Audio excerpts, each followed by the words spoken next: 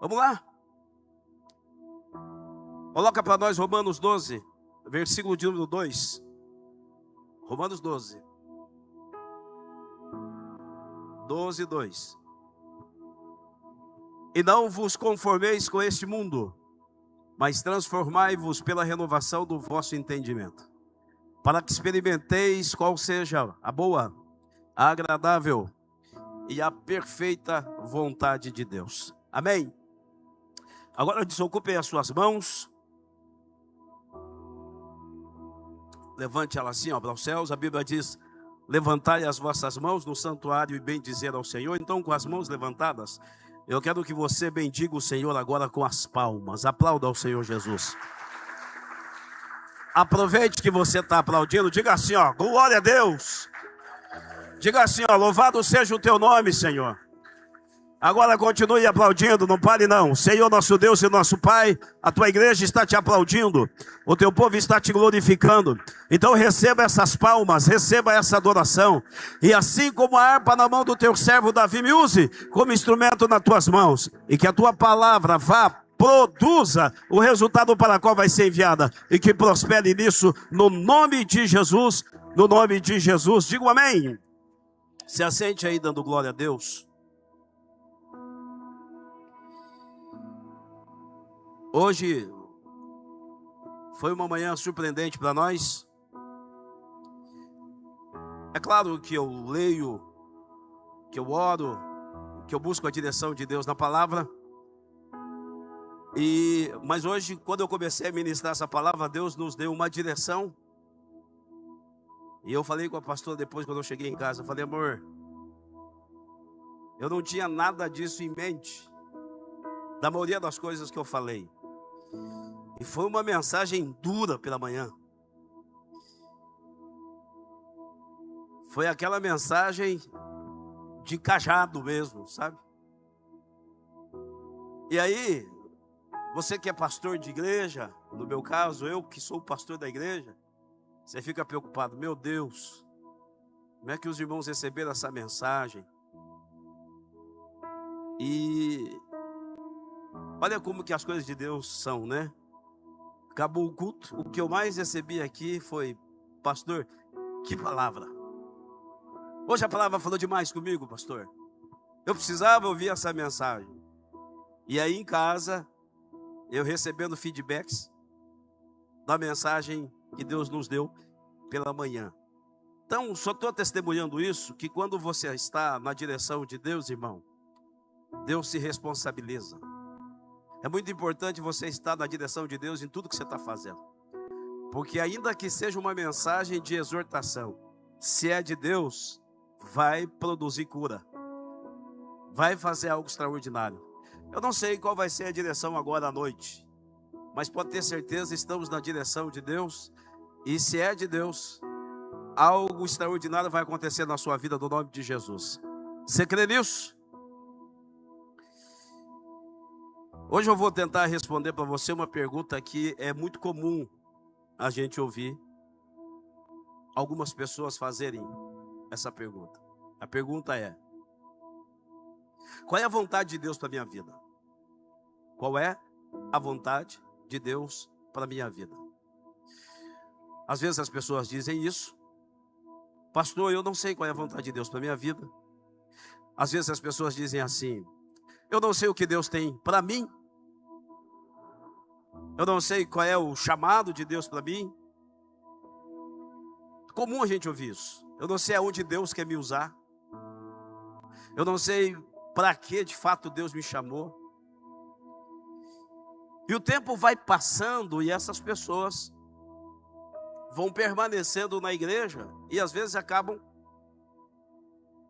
sem fazer nada. Vêm, assistem o culto, ouvem a palavra, adoram o Senhor, mas acabam não servindo em lugar algum da igreja, porque elas ainda não sabem o que Deus tem para elas. E eu vou tentar, com a ajuda do Espírito Santo aqui, te mostrar como você conhecer a vontade de Deus para a sua vida. Olha o texto. Transformai-vos pela renovação da vossa mente ou do vosso entendimento, depende muito da sua versão, para que experimenteis qual seja a boa, a agradável e a perfeita vontade de Deus. Logo, se eu experimento, eu passo a saber. Se eu experimento, eu tenho consciência. Se eu experimento, eu sinto gosto, trazendo numa linguagem prática. E esse texto vai nos dar 3 lições para que possamos aprender, experimentar a vontade de Deus. São 3 palavras que eu quero que vocês guardem, para que vocês vivam elas na íntegra. A primeira palavra que eu quero que vocês guardem está aí no capítulo de número 12, o versículo de número 1. Está escrito assim: rogo, pois, irmãos, pelas misericórdias de Deus, que apresentei os vossos corpos como sacrifício vivo, santo e agradável a Deus, que é o culto racional. Aqui está a primeira palavra que eu quero que vocês guardem.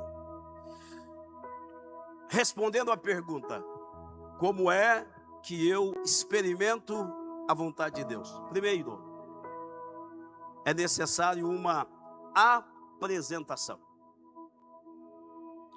Quem serviu o exército, ou quem está aí nos seus 17, 18 anos, sabe que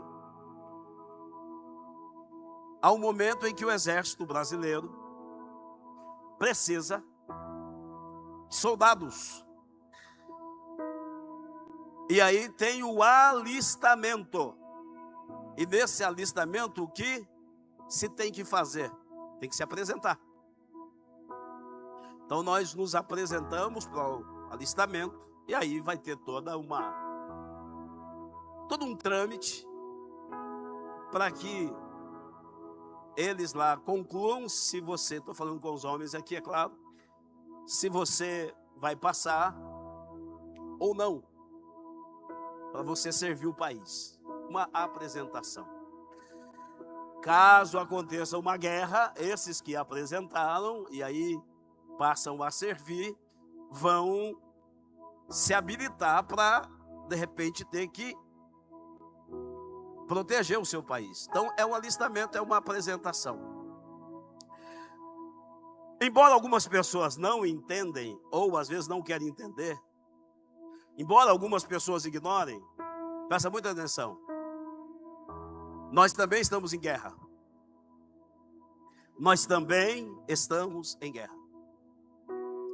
Não pense que o evangelho é um piquenique. Não pense que o evangelho é um convite ao conforto. Isso não é evangelho. Evangelho não é um convite ao conforto. Evangelho é um chamado para o confronto.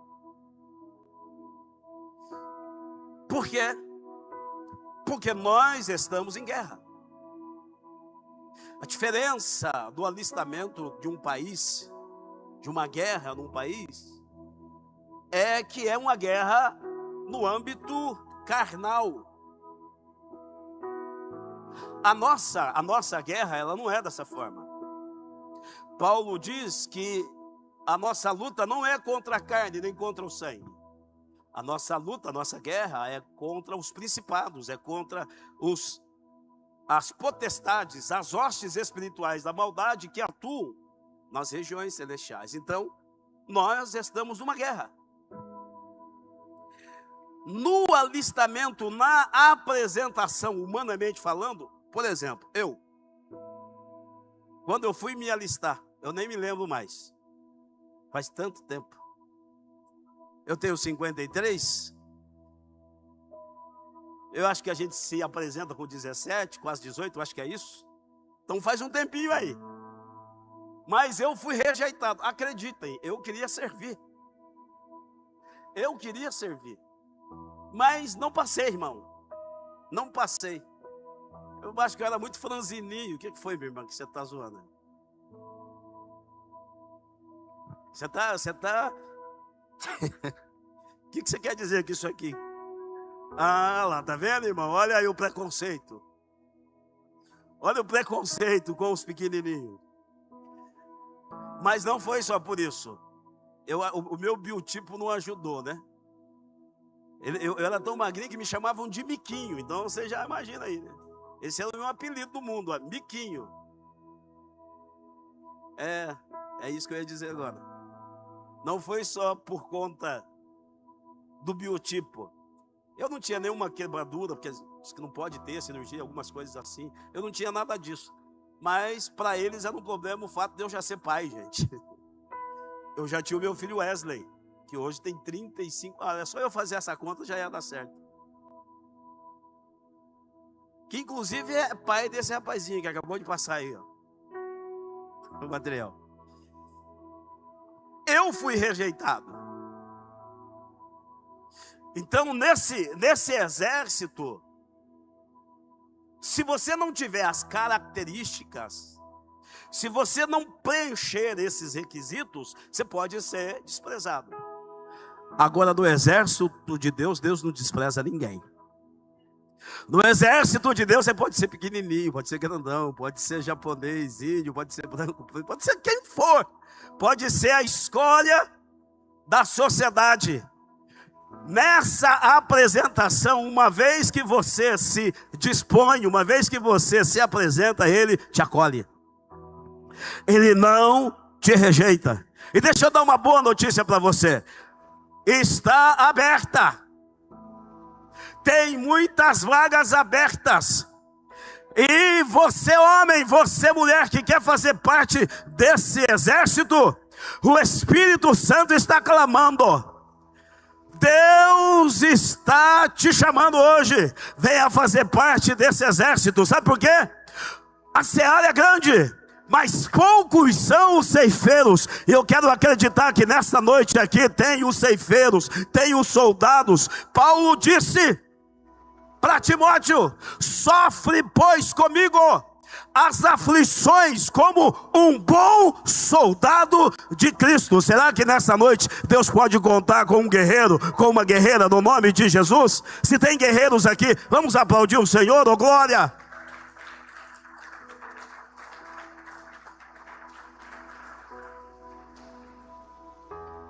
Primeira coisa, a apresentação. Então você tem que se apresentar. E aí você se apresenta.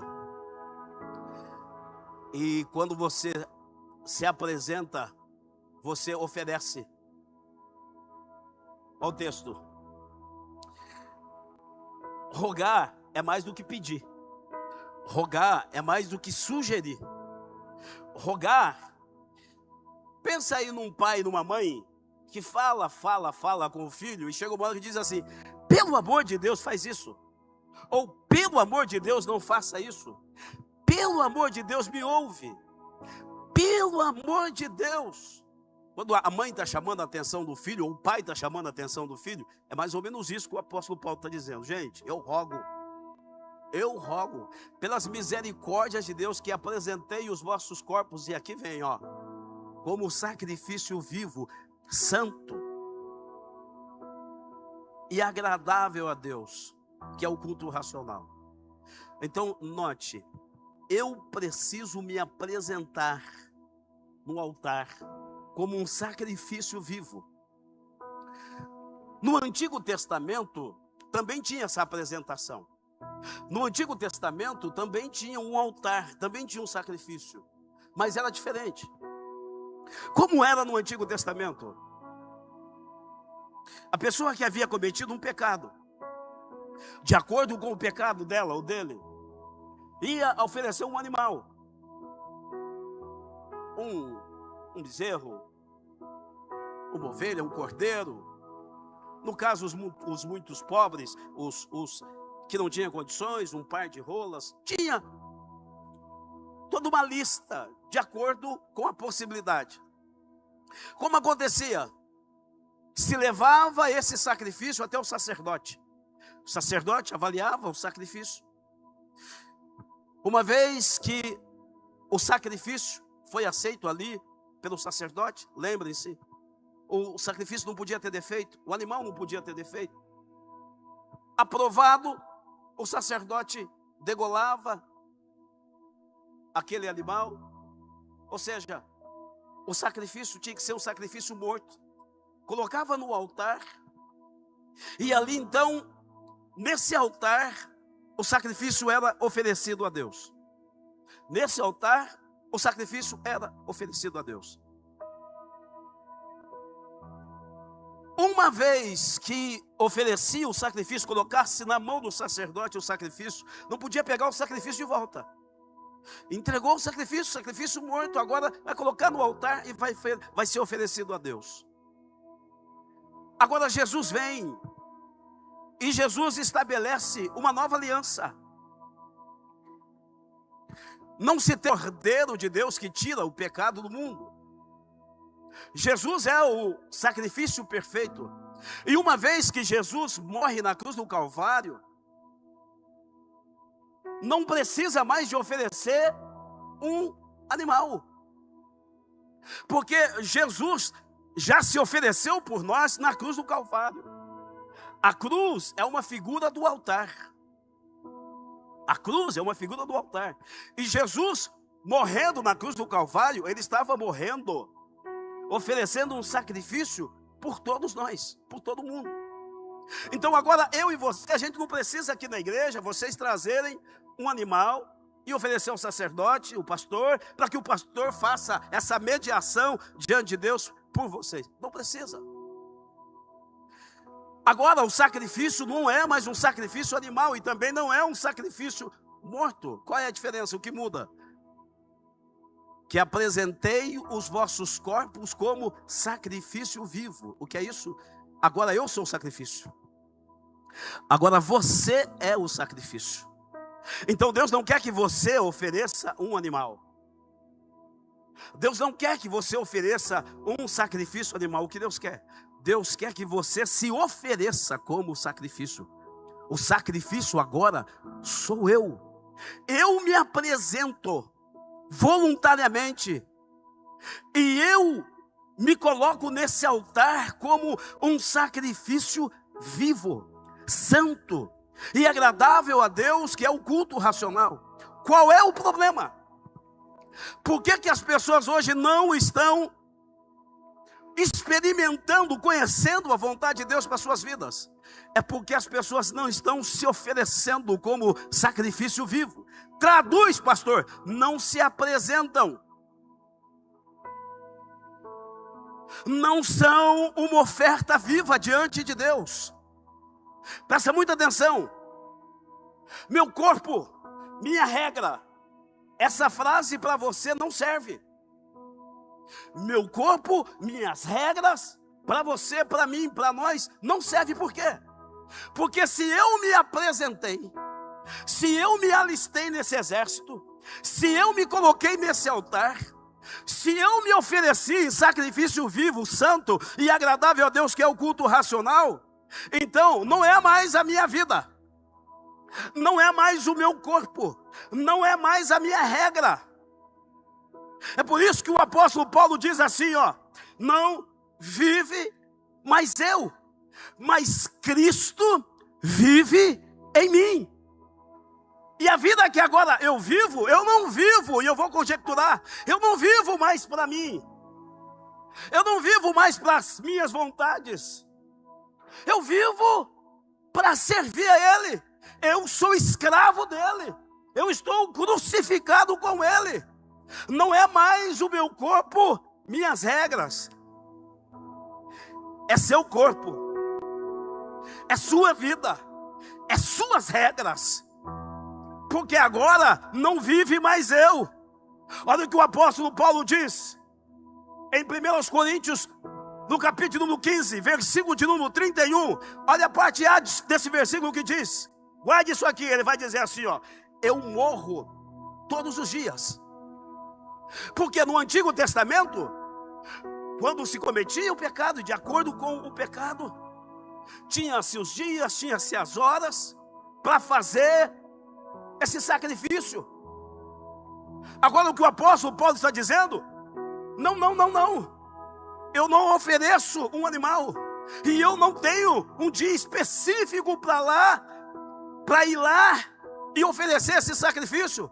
Paulo está dizendo assim, ó: eu, como um sacrifício vivo, eu morro todos os dias eu estou morrendo. E por que o apóstolo Paulo diz isso? Porque ele está coadunando, está sendo coeso com a fala de Jesus. Quer vir após mim? Negue a si mesmo, tome cada dia a sua cruz e siga-me. O que é tomar a cruz todos os dias? Cruz está falando de morte, ou seja, eu morro todos os dias. Eu morro todos os dias, por quê? Porque eu agora sou o sacrifício.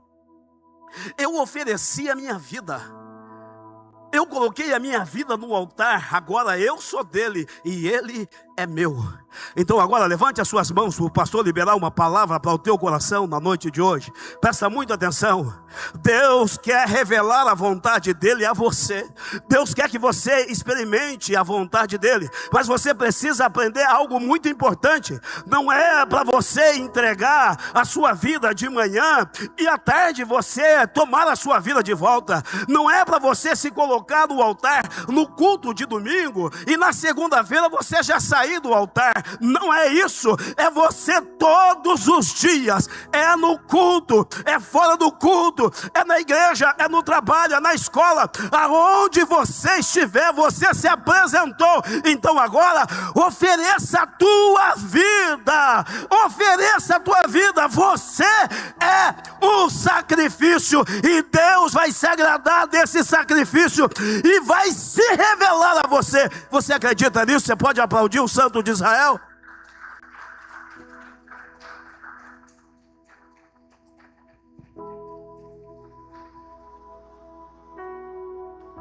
A pergunta que eu quero fazer para vocês, que eu quero que você pense agora: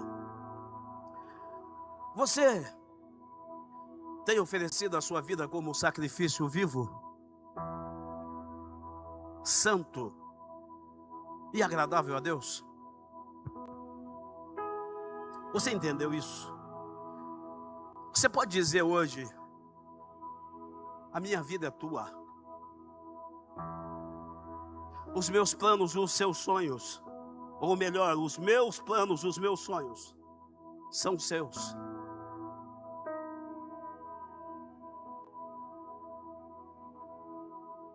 Eu não vou viver mais a minha vontade, mas eu vou viver a sua. Você tem pensado sobre isso? De fato, você tem vivido uma vida no altar? Porque, presta atenção, o sacrifício não é entregue pela metade. O sacrifício, ele é entregue de forma total. As minhas mãos é para servir a Ele. Os meus pés é para servi-lo. A minha boca é para glorificá-lo. A minha vida é um testemunho vivo. Cristo em nós é a esperança da glória. A pergunta que a gente precisa fazer: aonde você está, aonde você vive, você tem sido um cristão genuíno? Você tem glorificado a Deus com a sua vida? Brilhe também as vossas obras diante dos homens, para que vejam a vossa luz e glorifiquem o vosso Pai que está no céu. Você tem sido sal na terra e luz do mundo. Apresentei os vossos corpos como sacrifício vivo, santo e agradável a Deus, que é o culto racional. Você sabe o que é isso? Você sabe qual é o culto que Deus recebe hoje? Você sabe qual é o culto que Deus recebe hoje? Não é um culto onde se tem um animal. Não é um culto onde se entrega um cordeiro, um boi. Não é um culto onde se entregam os cereais. Não é um culto onde você traz um objeto. Não é esse o culto que Deus recebe. Não é um culto como alguns fazem. E dizem assim ainda: Abraão entregou Isaac. Fala para você assim: entrega tudo que você tem, entrega o seu Isaac. Se cultuam hoje, se oferecem culto hoje, como que se o dinheiro comprasse alguma coisa. E aí, ludibriam a mente das pessoas que são inocentes, são leigas. E aí querem oferecer um culto e trazendo esse tipo de sacrifício, como que se fosse o culto que agradasse a Deus. Esse não é o culto que agrada a Deus. Esse não é o culto que Deus recebe. Você sabe qual é o culto que Deus recebe? É um coração quebrantado. É alguém que se derrama na presença dEle. É alguém que quando chega nesse ambiente aqui diz assim: Deus, eu sou teu, eu vim aqui para te adorar. Eu não quero saber de nada além de te servir agora. O Senhor é a minha prioridade, estar aqui é a minha prioridade. Eu quero te conhecer na intimidade, eu quero entrar no santo dos santos. Eu quero conhecer o Senhor na essência. E é esse o culto que Deus se agrada. E quando Deus recebia o sacrifício lá no Antigo Testamento, o que acontecia? A glória do Senhor descia sobre a tenda.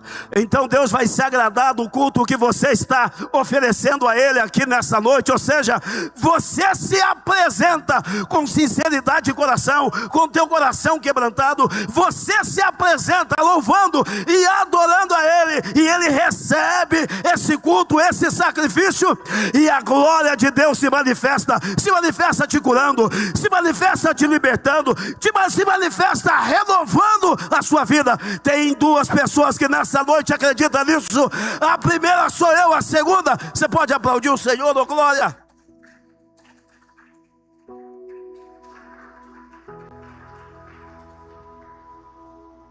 Então a primeira coisa aqui, presta atenção: apresentação. Segunda palavra, guarda aí, se você gosta de anotar, é inconformação. Olha o texto: rogo, pois, irmãos, que apresenteis apresentação os vossos corpos como sacrifício vivo, santo e agradável a Deus, que é o culto racional. Olha o texto agora: e não vos conformeis com esse mundo.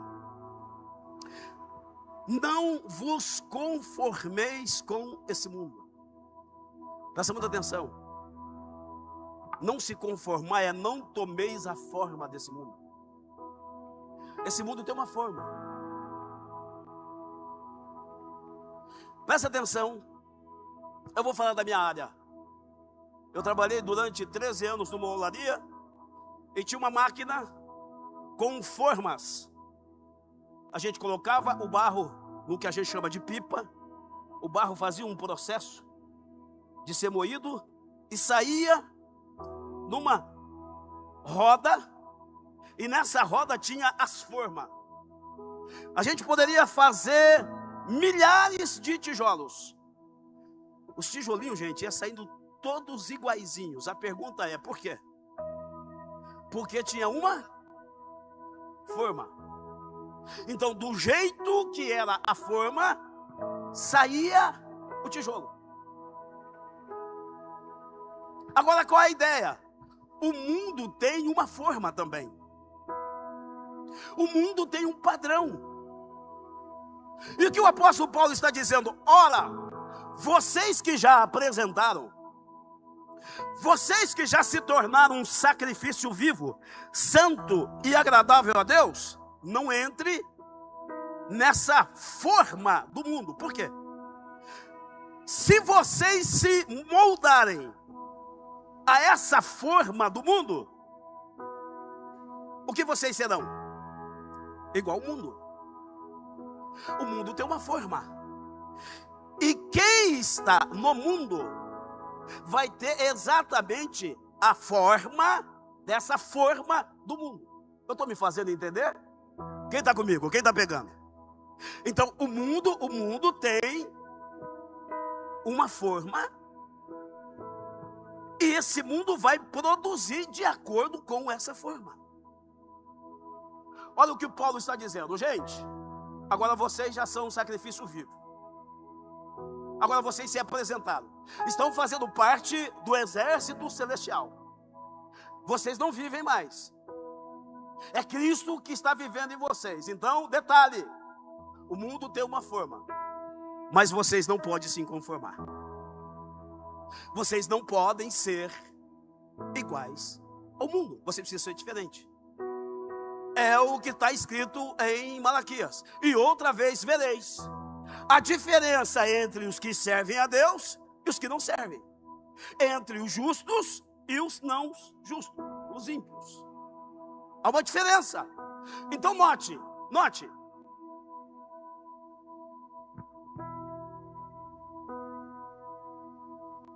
Se você vê os bispos da Igreja Universal, e presta muita atenção, não estou dizendo para vocês fazerem iguais o que o pastor faz, sejamos aqui uniformes, não, até porque Deus nos fez diferente, mas é só para você ter uma ideia, para você entender, para ficar uma ilustração mais clara para você entender. Se você vê os bispos da Igreja Universal pregando, eles precisam falar que são da Universal? Não precisa. Até a mãozinha torta do Bispo Macedo, eles fazem igual. Minha amiga, meu amigo, você tem que determinar. É uma linguagem. É uma linguagem. O Bispo Macedo tem uma forma e ele apregoa que os bispos lá da igreja façam igual. Até a mensagem. O que o bispo prega, todos os bispos das igrejas universais vão pregar igual. Por quê? Ele estabeleceu uma forma. Então observe. No mundo, o diabo tem uma forma. E qual é a ideia? Que as pessoas sejam iguaizinhas àquilo que está sendo vivido no mundo. Por quê? Cada um vai produzir segundo a sua espécie. A gente produz segundo a nossa espécie. Então veja, quando a pessoa se torna uma pessoa mundana, ela vai seguir o padrão do mundo. E olha que interessante, irmão. A igreja era para ser diferente, sim ou não? Mas sabe qual é o problema? E agora eu estou generalizando, mas eu sei que tem exceção. Tem gente que está saindo do mundo para aprender a pecar na igreja. Porque tem gente na igreja pecando mais do que quem está no mundo. Que absurdo. Agora note, quando estava tudo perdido lá fora, o que as pessoas diziam? Preciso ir para uma igreja. Sim ou não? Era sim ou não? Ó, pensa assim, está tudo ruim lá fora. O que as pessoas diziam? Eu preciso de uma igreja. Eu preciso de um pastor. Eu preciso me converter. Mas olha o que está acontecendo hoje, irmão. Está ruim lá fora. Está ruim lá fora. Está terrível lá fora. E aí o pessoal vem para a igreja e chega da igreja. E em algumas igrejas está pior ainda. Irmão, o que a gente está vendo hoje dentro das igrejas é aquilo que o apóstolo Paulo já exortou, já corrigiu, já disciplinou na igreja de Corinto, onde tinha um filho que se relacionava com a mulher do seu próprio pai. Olha que terrível. Já imaginou dentro da igreja? O filho se relacionando sexualmente com a madrasta. É o que tinha na igreja de Corinto. E essas coisas não estão mudando. Dentro das igrejas está acontecendo algumas coisas que assusta a gente. Assusta a gente. Os pastores estão perdendo a credibilidade. Por quê? Porque alguns que têm o título de pastor não vivem como pastor. As pessoas estão se moldando ao mundo. O mundo está vindo para a igreja, para aprender com a igreja. Mas a igreja não tem nada para ensinar, porque a igreja está se tornando mundana. E aí há uma exortação de Deus para nós aqui hoje: não vos conformeis com esse mundo. Ou seja, vocês não vão tomar a forma do mundo. Pastor, mas todo mundo está fazendo. Você não precisa fazer igual todo mundo está fazendo. Eu falei hoje de manhã aqui, e vou repetir. Para eu ficar com a minha consciência tranquila, sabe o que eu vou fazer? Eu vou parar de seguir algumas pessoas da igreja. Eu vou parar de seguir. E se você olhar lá no seu Instagram, no seu TikTok, o pastor não está te seguindo, talvez seja porque eu ainda não sigo. Então não vai estranhar. Porque quando eu cheguei aqui em Santa Cruz, até para ter engajamento e o pessoal aqui me conhecer, eu fui seguindo todo mundo.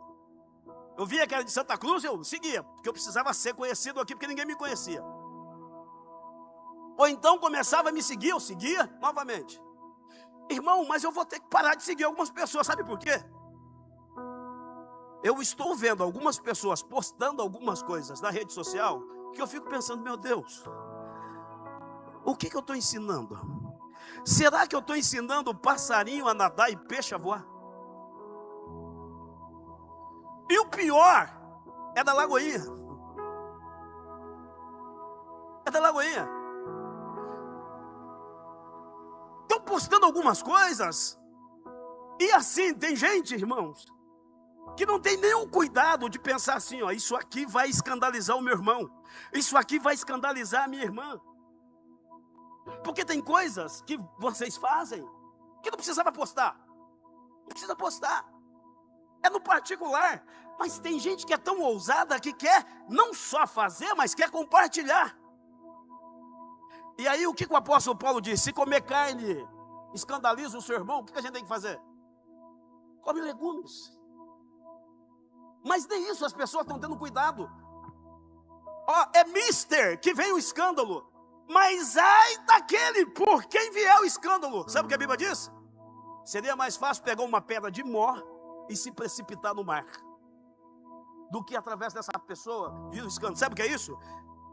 É fazer um pequenininho se escandalizar. Sabe por quê? Porque às vezes tem alguém que está querendo levar o evangelho a sério e vê algumas pessoas praticando algumas coisas, elas desistem. Porque as pessoas estão se moldando ao mundo, estão se conformando. Deixa eu te dar uma orientação. Primeira epístola do apóstolo João, capítulo de número 2, versículo de número 15, está escrito assim: não ameis o mundo, e nem as coisas que no mundo há, porque o amor ao mundo, presta atenção, é uma prova de que o amor de Deus não está nele. Em que sentido? Ó, porque aqueles que amam o mundo, o amor do Pai não está neles. Olha como isso aqui é sério. Tiago 4:4. E agora aqui, presta atenção, não é o seu pastor falando, é a Bíblia dizendo. E olha que a palavra é dura. A palavra é dura. Adúlteros e adúlteras, vocês não sabem que a amizade com o mundo é inimizade com Deus? Quanto mais a gente se molda ao mundo, mais nós estamos nos tornando inimigos de Deus. Traduzindo, quanto mais você se aproxima do mundo, mais você está se afastando de Deus. Por quê? As pessoas estão saindo igualzinhas, tudo na forma do mundo. A gente teve culto aqui no dia do jogo do Brasil. Pastor, o senhor não vai cancelar o culto por causa do jogo? Está todos os pastores cancelando o culto das 19 horas porque tem jogo do Brasil e nós somos brasileiros. E aí, irmão? Porque está todo mundo cancelando o jogo. Eu vou cancelar um culto por causa desses pernetas do Brasil? E nem que eles fossem bons de bola, eu faria isso. mas não perdi o meu tempo. Nem que eu viesse aqui e ficasse só eu e a minha família. Por quê? Na agenda de Deus eu sei, às 19 horas tem culto na Lagoinha e os céus estão esperando. Ou você acha que nós não estamos na agenda de Deus? Então deixa eu te falar uma coisa. Nós estamos na agenda de Deus. E nessa agenda Deus já determinou que nessa noite Ele vai te abençoar. Alguém entende isso aqui? Então nada vai mudar a nossa agenda. Você sabe quando a gente muda a agenda aqui? Se for para a gente mudar a agenda, pela agenda da agenda. Explica, pastor. Se for uma coisa de Deus, para Deus. Mas senão eu não mudo. E aí, Carlos? Eu estava vendo na rede social um pastor que no dia do jogo do Brasil convocou a igreja e cancelou o culto das 19 horas. Por quê?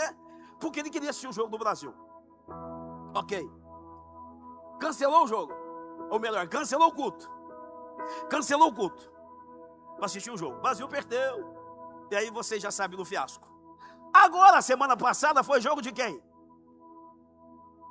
Argentina e Espanha, né? Olha o que aconteceu. Ele fez o culto pela manhã. Quando foi mais ou menos 1h da tarde, ele entrou na rede social. Gente, tivemos um culto pela manhã abençoado. E à noite o culto será tremendo. Eu sei que tem jogo da Argentina e da Espanha.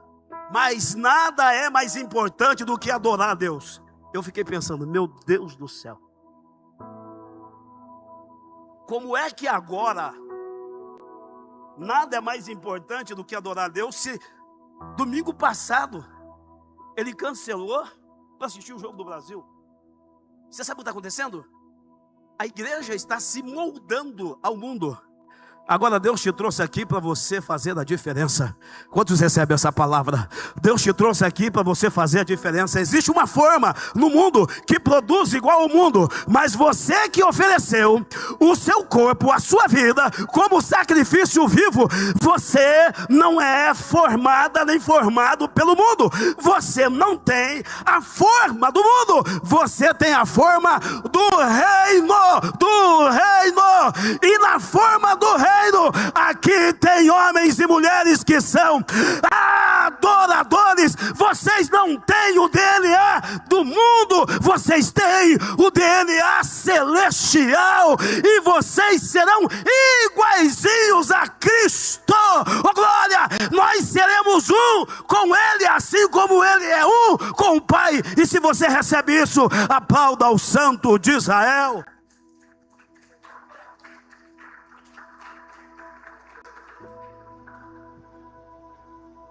Você sabe o que é evangelho?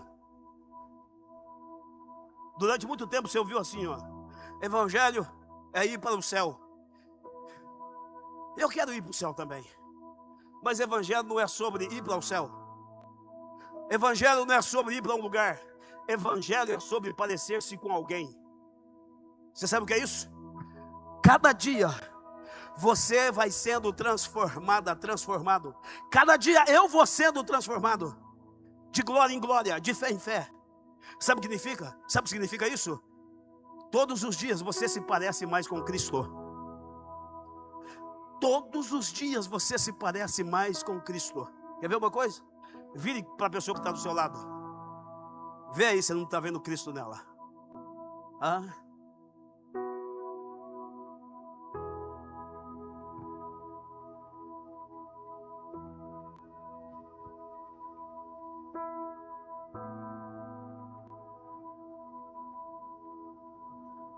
Pastor, eu nunca vi Deus.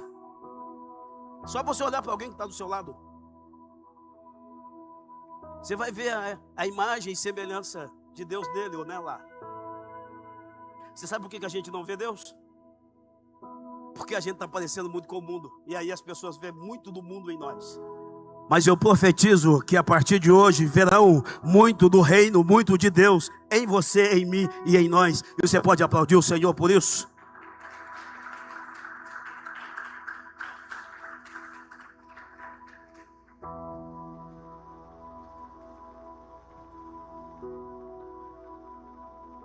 Por último, vamos ver se vocês já pegaram. Quais são as duas primeiras palavras que a gente precisa aprender para a gente experimentar a vontade de Deus? A primeira, apresentação. A segunda, inconformação.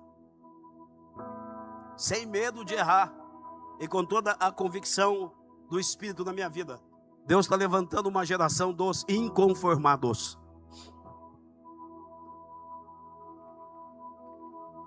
Ou vocês estão conformados com o que está acontecendo na Nigéria? Alguém aqui já viu o que está acontecendo na Nigéria hoje, agora? Vocês não viram? Eu poderia mostrar para vocês o que está acontecendo no mundo, todos os dias. Mas na Nigéria, agora, os nossos irmãos estão sendo queimados vivos. Depois você dá um Google quando você chegar na sua casa. Você vai ver o pastor que denunciou, e por ter denunciado a perseguição religiosa, dizimaram, mataram toda a família dele. E tem um detalhe, presta atenção, lá eles não estão apenas matando, eles estão matando com requinte de crueldade. Ou queimam vivos, ou enterram as pessoas, deixa só a cabecinha da pessoa pelo lado de fora. Ferem, machucam, destroem, para depois matar. É a arma que o Satanás usa. Se você acompanhar a notícia hoje, o que o crime organizado está fazendo? Antigamente, a gente ouvia dizer assim, fulano se envolveu com drogas, mataram ele. Mataram fulano de tal. Agora vai ver, e nem perca muito tempo com isso, não vai ocupar a tua mente com esse negócio. Mas se chegar até você, porque chega essas notícias, é assim que acontece, ó. Sequestraram, torturaram e mataram. É assim que o crime está agindo hoje. Não é mais sobre matar mais. Primeiro eles sequestram, eles torturam e depois eles matam. É uma ação diabólica. Ó, o diabo veio para fazer o quê? Eu sei que o texto não fala explicitamente do diabo, está falando dos mercenários, mas fazer uma aplicação não é nenhum erro teológico. O diabo veio para quê? Roubar e destruir. Então presta muita atenção. O diabo não quer só matar, ele quer roubar, ele quer destruir. Ou seja, rouba a tua paz, rouba a sua alegria, rouba o que você tem. Aí ele vai te destruindo aos poucos. Primeiro ele vai te sequestrar a tua mente, o teu coração, e vai matando aos poucos. O diabo é igual aquele dragão de Komodo. O dragão de Komodo, ele faz a mesma coisa. O dragão de Komodo, ele não está preocupado em achar a sua presa, em já matar e engolir a presa. Não, ele não quer fazer isso não. Sabe o que ele faz? Ele só dá uma mordida, solta um veneno que tem na sua língua, e aí ele já sabe, no máximo 2, 3 dias, aquela presa, aquele animal que ele feriu, vai cair. E aí vai virar uma presa fácil. Aí então ele vem, mata a presa, engole a presa, destrói a presa. É igualzinho.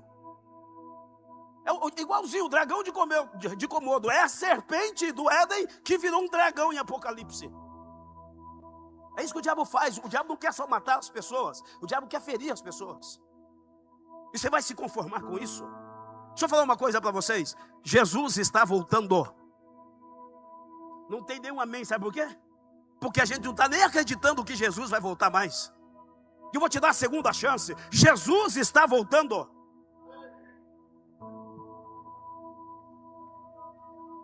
E se você está esperando um mundo de flores, se você está achando que esse mundo vai melhorar, me perdoe, mas isso não é bíblico. Porque quanto mais se aproxima a volta de Jesus Cristo, mais isso aqui vai piorar. Mais vai piorar. E se você estuda um pouquinho, você sabe que esse mundo já virou uma bomba atômica. Esse é o ninho, é só o início de algumas coisas. Esse terremoto ou esses terremotos é só o início. É só o princípio das dores. Ainda vai piorar. Agora qual é a diferença? Quando passares pelas águas, elas não te submergirão. Quando passares pelo fogo, chama alguma arderá em ti.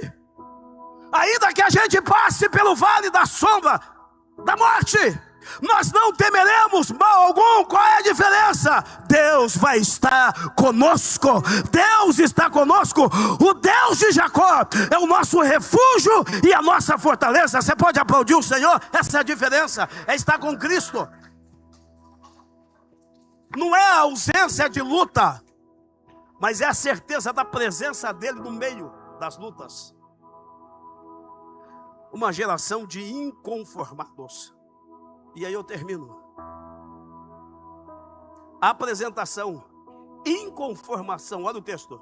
Rogo, pois, irmãos, pela misericórdia de Deus, que apresentei os vossos corpos como sacrifício vivo, santo e agradável a Deus, que é o culto racional, e não vos conformeis com esse século, com esse mundo, mas